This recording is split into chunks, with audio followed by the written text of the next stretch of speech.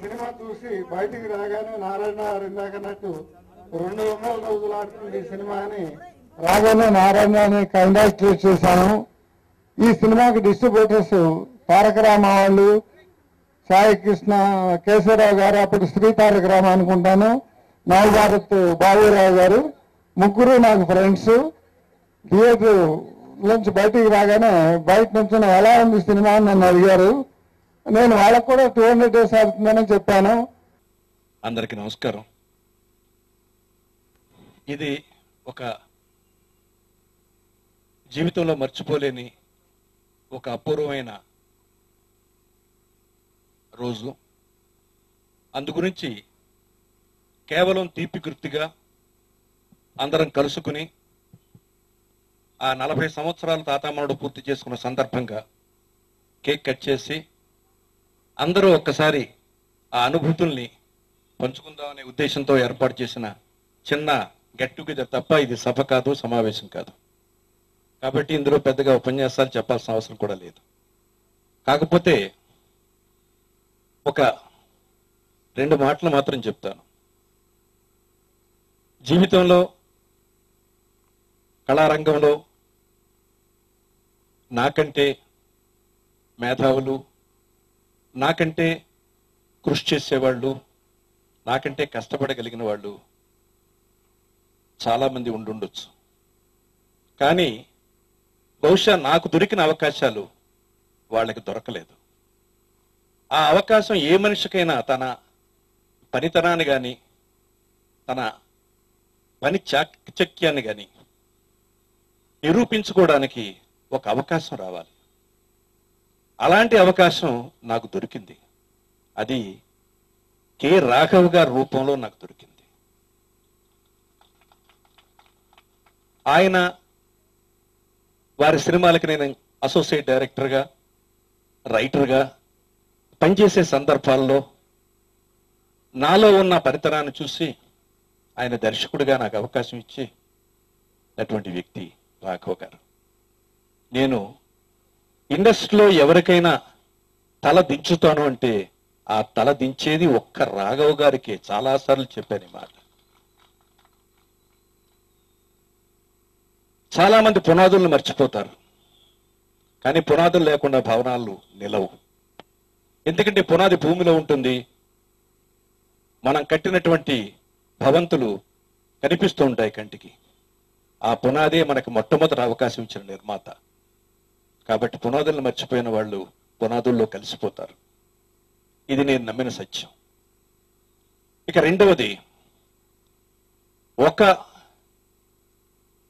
నిర్మాత ఎలా ఉండాలి అనే దానికి ప్రత్యక్ష రూపం రాఘవ్ గారు. ఆ రోజుల్లో డిస్ట్రిబ్యూషన్ అనేది కనుక లేకపోతే సినిమా ఎవరు తీయలేరు. డిస్ట్రిబ్యూషన్ ముఖ్యం, ఎవరు హీరో అయినా, ఎవరు దర్శకుడైనా.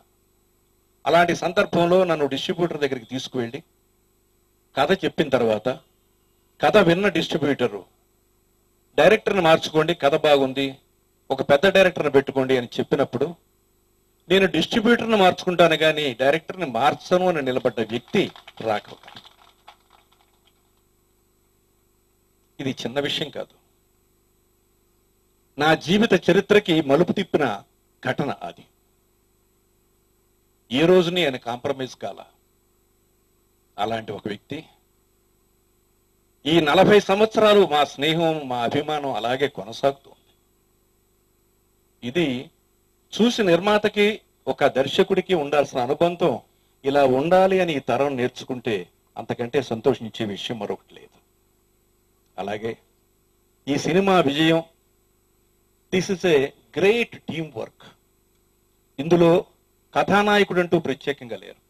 ఆ రోజున నాగేశ్వరరావు గారు, రామారావు గారు పెద్ద హీరోలుగా వాళ్ళ సినిమాలు స్టార్డమ్తో నడుస్తున్న రోజుల్లో కథాబలంతో సినిమా తీసి ఒక కథని నమ్ముకుని, ఆ కథకి సాంకేతిక నిపుణులు నమ్ముకుని, ఆ కథకి పనికొచ్చిన ఆర్టిస్టులను సెలెక్ట్ చేసుకుని ఈ సినిమా తీయడం జరిగింది.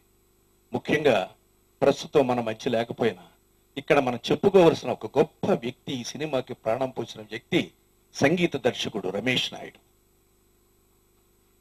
రమేష్ నాయుడు అంటే బహుశా ఈ జనరేషన్ వాళ్ళకి బహుశా తెలియకపోవచ్చు. కానీ మన పూర్వపు ఎస్ రాజేశ్వరరావు గారు, పెండ్యాల గారు వాళ్ళ కోవకి చెంది, ఆదినారాయణరావు గారు వాళ్ళ కోవకి చెందినటువంటి దర్శకుడు రమేష్ నాయుడు.